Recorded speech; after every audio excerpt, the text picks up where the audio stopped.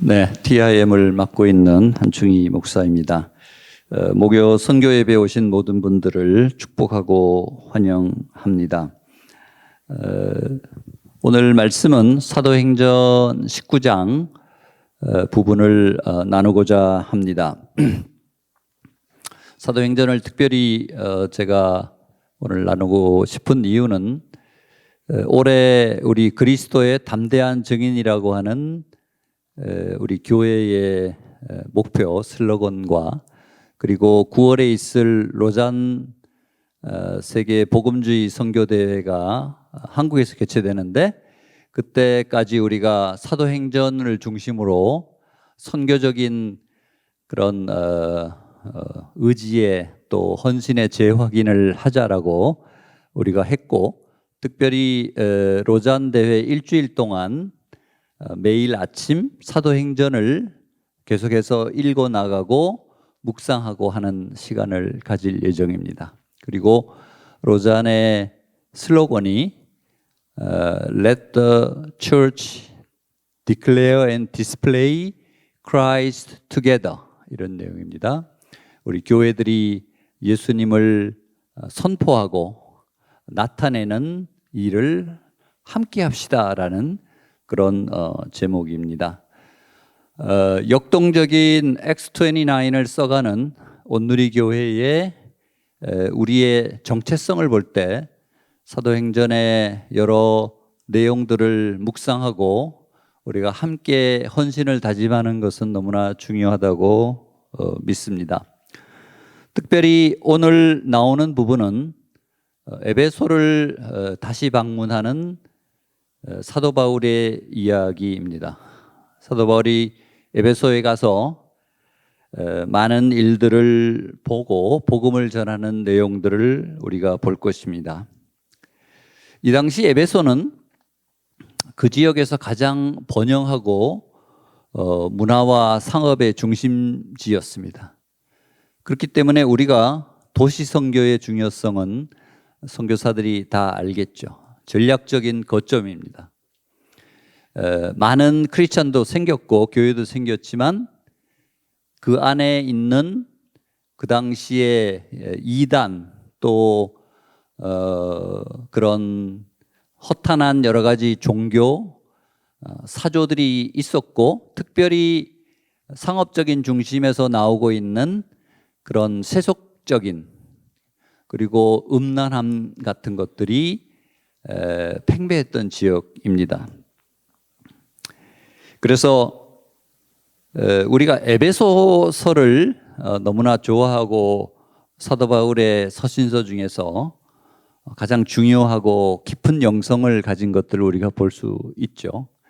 저는 역설적으로 그 에베소서가 굉장히 깊은 영성으로 우리에게 많은 감동을 주는데, 그 이유는 에베소라고 하는 지역의 성도들이 예수님을 쫓다가 골로새서도 마찬가지고 자꾸 이단으로 빠지고 처음 믿음을 저버리는 그런 안타까움을 보고 에베소에 있는 유대인 또는 이방인 크리스찬들이 주님께로 온전히 돌아오기를 간절히 바라는 마음에서 그 에베소서에 그 깊이 있는 영성의 내용들이 들어가지 않았나는 생각이 듭니다.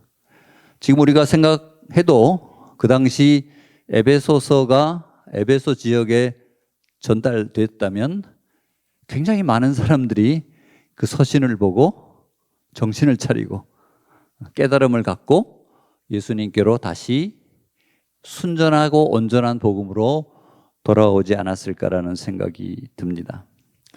특별히 이 에베소가 왜 이렇게 타락한 지역인지를 상징적으로 보여주는 우상이 있습니다.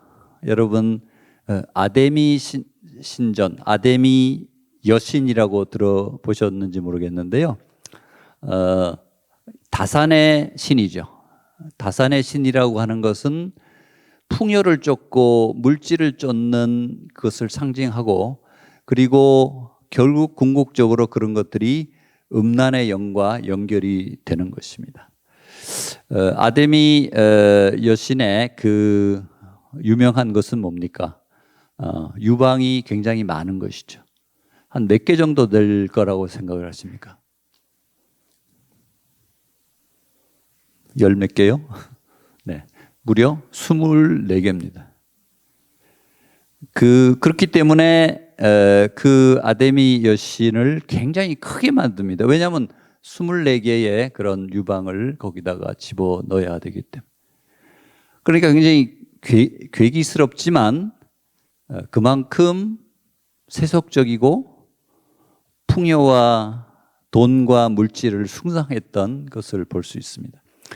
저는 그 전에 외교관으로 있을 때 오스트리아에서 근무를 했는데요. 그때 오스트리아 비엔나는 제가 회심한 또 지역이고 그래서 특별한 기억이 남는데 거기에 어느 날 에베소 박물관이라고 하는 그 명칭이 있습니다. 그래서 여기에 왜 에베소 박물관이 뭐지? 우리 성경에서 나오는 그 지명인 것 같아서 한번 들어가 봤습니다.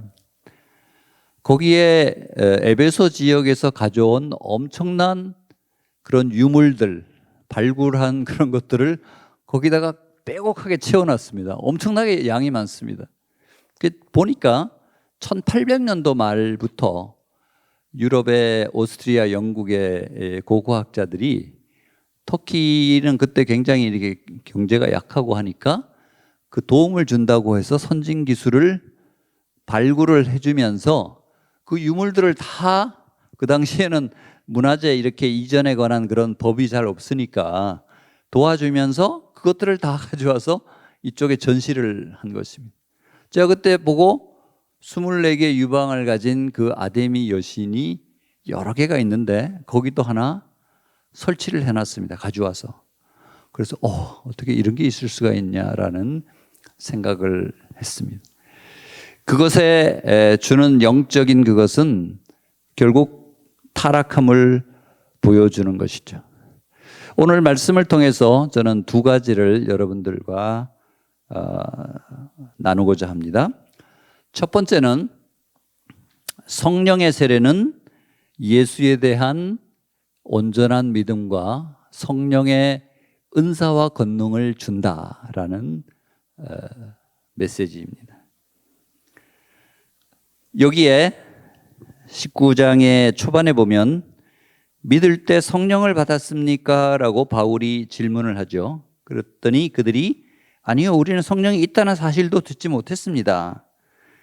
3절에 그렇다면 여러분 어떤 세례를 받았습니까? 하니까 요한의 세례입니다 얘기했죠.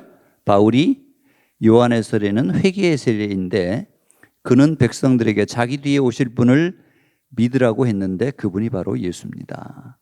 그리고서 5절 6절에 또 7절까지 그 말을 듣고 곧바로 예수 이름으로 세례를 받았습니다. 바로 성령의 세례를 받았다는 얘기죠.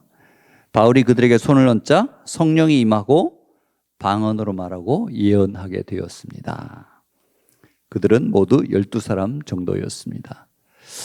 사도 바울은 우리가 13개의 서신서를 통해서 사도 바울이 굉장히 신학적이고 그리고 율법이 아닌 믿음으로 의롭게 된다라는 그런 우리가 로마서 갈라디아서의 교리들을 보지 않습니까? 그렇기 때문에 굉장히 구약 신약을 천착하고 교리로 연결시킬 거라고 생각을 하는데 실제로는 사도 바울은 성령의 역사, 성령의 역할을 너무나 중요시했습니다. 왜 그렇습니까? 본인이 회심한 것이 예수님을 다메섹에서 만나고 3일 동안 누워있지 않습니까? 그것이 바로 성령이 3일 동안 누워있었다는 것은 성령이 굉장히 강하게 사도 바울에게 임했던 것입니다. 이런 모든 깨달음들은 성령이 강하게 임할 때, 성령의 세례가 임할 때 예수님이 누구신가? 예수님이 우리를 구속하신 것이 무엇인가? 우리가 예수님을 믿을 때 구세주와 주님이 되며 우리의 삶이 온전하게 바뀌고 영원한 천국에 구원이 있구나, 영생이 있구나라는 것을 깨닫게 된다는 것입니다. 여러분들도 그런 깨달음을 가지신 것이죠? 성령으로. 네. 여러분들이 성령의 세례를 받기를 소망합니다. 받았으면 또 받고 또 받고 더 많이 성령의 충만하심이 있기를 축원드립니다. 너무나 중요합니다. 사도 바울이 그것을 깨달았기 때문에. 사도 바울은 구약에 정통한 사람입니다. 가말리엘 가문의 어떤 사람보다도 수제자였고 구약의 세계관에서는 감히 터치를 못하는 것이죠. 스데반의 그런 놀라운 빛을 보며 순교하는 모습을 보고 사도 바울은 내면에 큰 흔들림이 있었다고 보여지는 것입니다.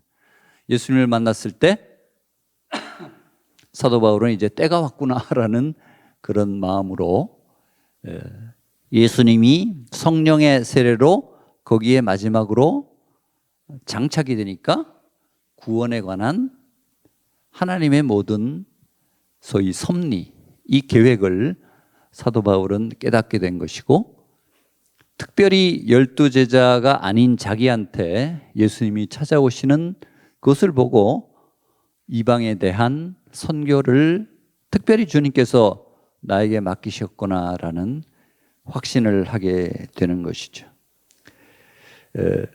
세례 요한은 누가복음 3장 16절에서 이렇게 얘기합니다. 우리 한번 같이 읽도록 하겠습니다. 시작. 나는 너에게 물로 세례를 준다. 그러나 이제 나보다 더 큰 능력을 가진 분이 오실 텐데 나는 그분의 신발끈도 풀 자격이 없다. 그분은 너에게 성령과 불로 세례를 주실 것이다. 세례 요한이 직접 그렇게 얘기를 했습니다. 내가 주는 세례는 회개하는 물로 씻음의 세례였다면 내 뒤에 성령과 불로 세례를 주실 것이다 라고 하는 말씀을 세례 요한이 우리에게 해주시는 것이죠. 요한의 세례는 천국이 가까웠다, 회개하라라고 하는 우리를 주님께로, 하나님께로 죄를 고백하고 자백하는 그 단계까지로 인도를 하지만 본질적으로 예수님을 나의 삶의 구세주와 주님으로 온전히 영접하며 과거에 우리가 세례를 받을 때처럼 물에 들어가서 완전히 자아가 죽고 새로운 피조물로 태어난다는 이 관점이 미흡한 것입니다. 세례 요한은 그래서 성령으로 세례를 준다는 것은 바로 우리가 똑같이 보이지만 born again이 돼서 새로운 피조물, 나는 죽고 내 안에 오직 그리스도께서 사신 것이라고 하는 그런 고백을 준다는 것이죠. 회개 없이는 물론 성령을 받기가 어렵습니다. 우리가 깊이 회개할 때 마지막으로 성령이 임함으로써 우리가 로마서 12장 1절 2절에 나오는 것처럼 마음을 새롭게 함으로 변화를 받아 하나님의 선하시고 온전하시고 기뻐하신 뜻을 분별하도록 하라라고 우리에게 얘기를 하는 것입니다. 이 말을 예수님이 그 지역에 가서 한 이유는 바로 예수님을 온전하게 영접하기 위한 구속의 모든 것들을 이해하고 믿게 하기 위해서는 그들이 성령의 세례를 받아야 된다라고 하는 것을 사도 바울은 인식했기 때문입니다. 그렇지 않고는 아까 아데미 여신과 같은 그런 우상숭배가 팽배한 그 지역에서 그들이 믿음을 온전히 찾기가 어려운 것이죠. 그랬더니 5절에 이 말을 듣고 곧바로 예수의 이름으로 세례를 받았습니다라는 부분이 나옵니다. 우리가 믿음에 임박한 하나님이 구원하기로 작정된 사람들은 이 메시지를 들을 때 반응을 하게 돼 있는 것이죠.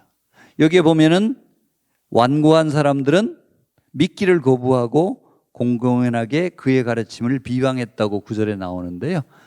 또 적지 않은 사람들은 우리가 예수의 이름으로 세례를 받겠습니다라고 하는 부분이 나옵니다.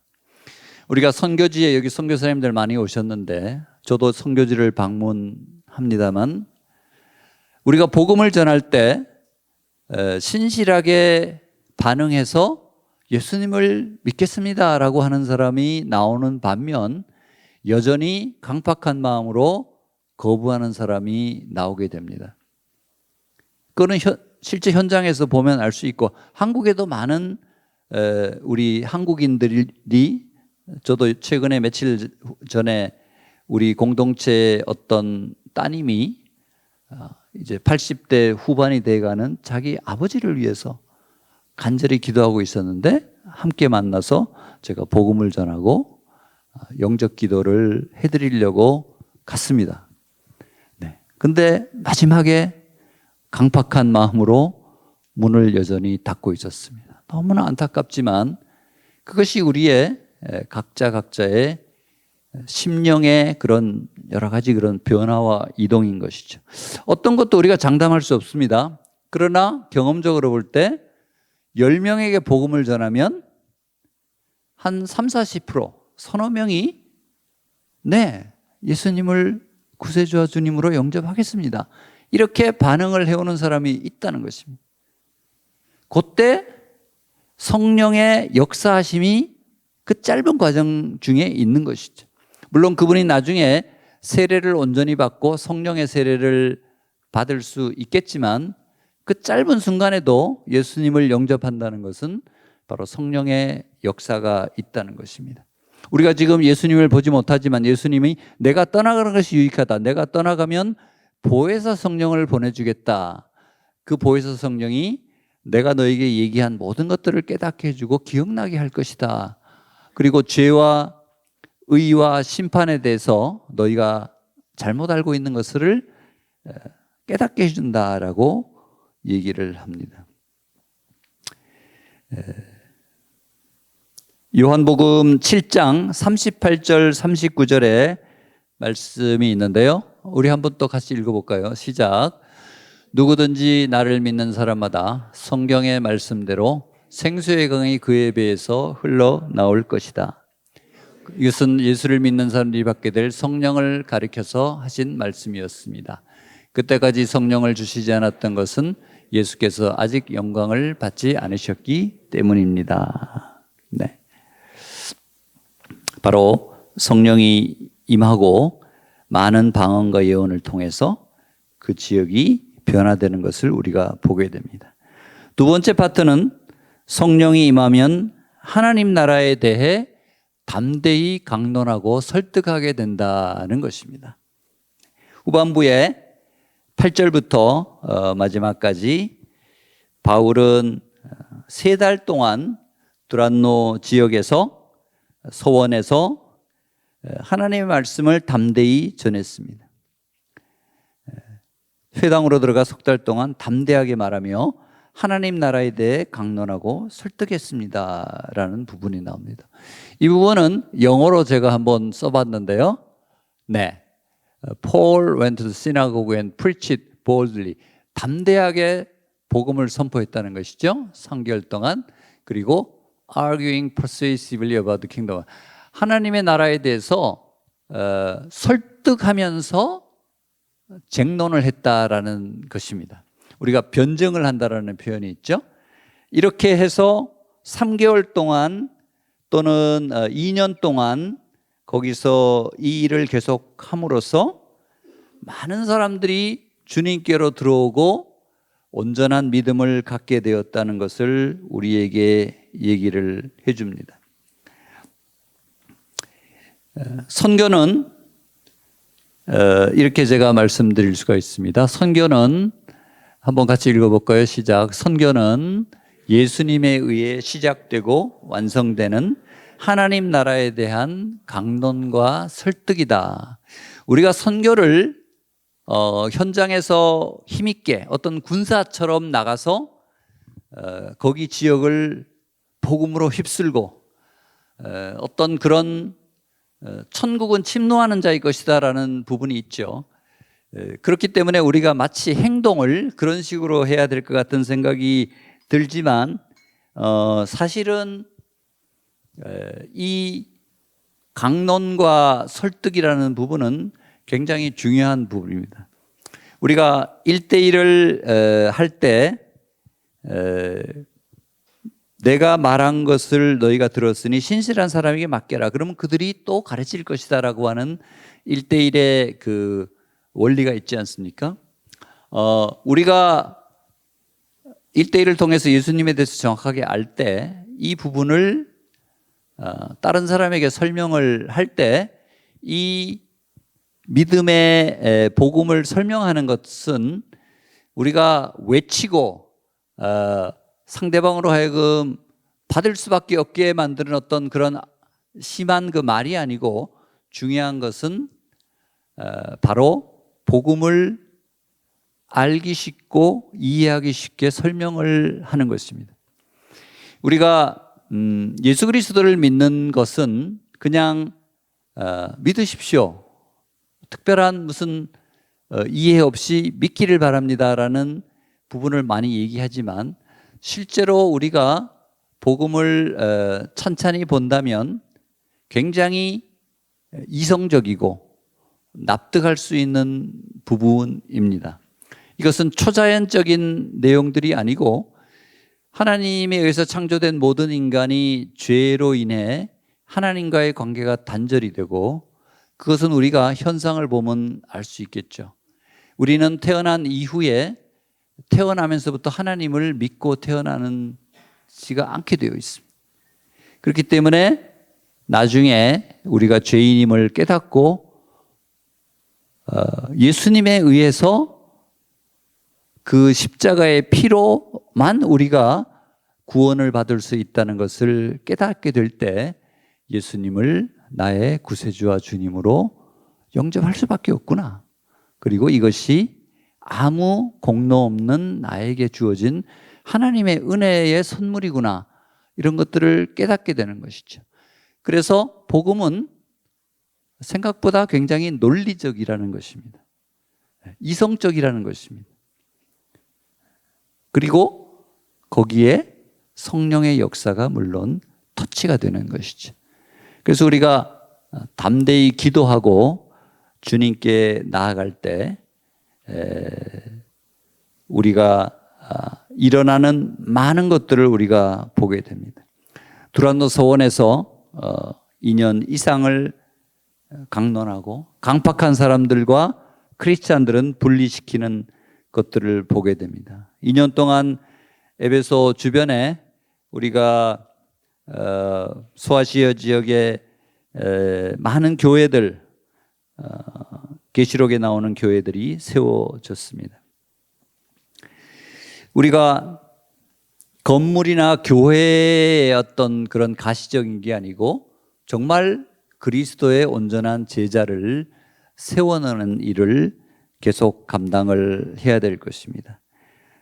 저도 지금 우리 54개국의 450명의 선교사들이 오늘도 말씀을 전하며 교회를 개척하는데 중요한 부분은 바로 제자 양육이라고 하는 이 부분입니다.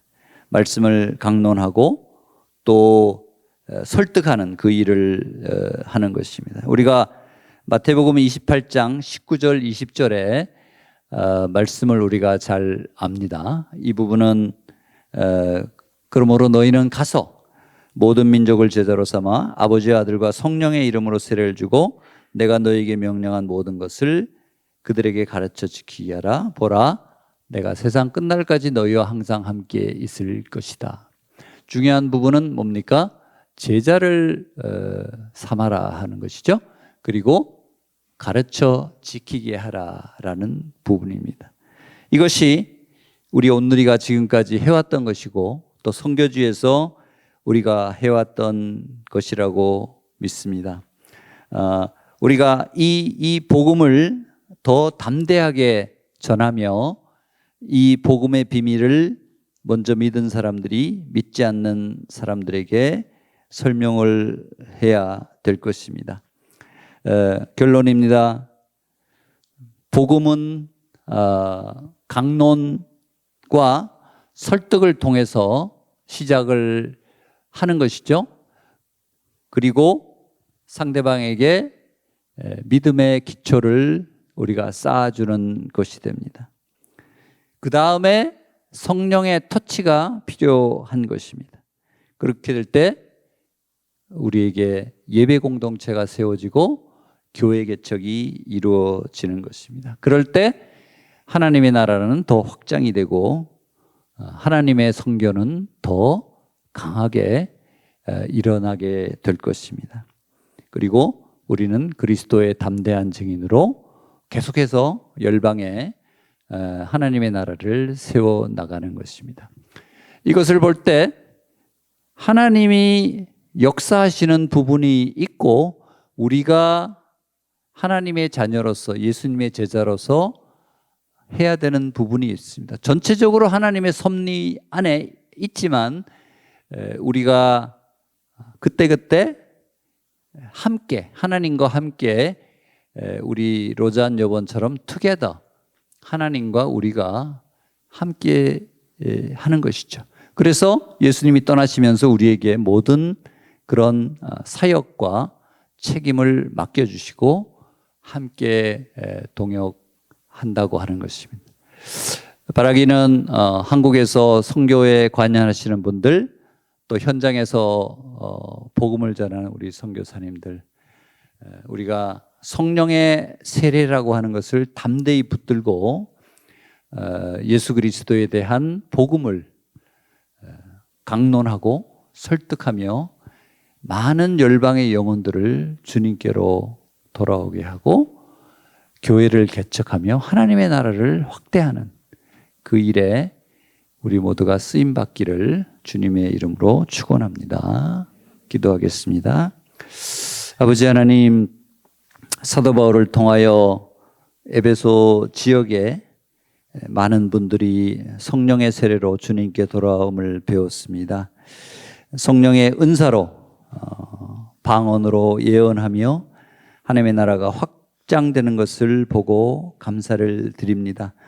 우리도 지금 예수 그리스도를 더 강론하고 설득하며 하나님의 나라를 더 세우며 열방의 영혼들이 주님께로 돌아오는 이 일에 더 열심을 내며 우리가 선교에 함께 동참하는 그런 우리 온누리 식구들 다 되게 하여 주시옵소서. 두란노 국제선교회 우리 30년 이상의 사역 가운데 하나님 축복하여 주시고 더 많은 선교사님들 보내주시고 더 많은 열방의 교회들이 개척되게 하여 주시옵소서. 예수님의 이름으로 기도합니다. 아멘.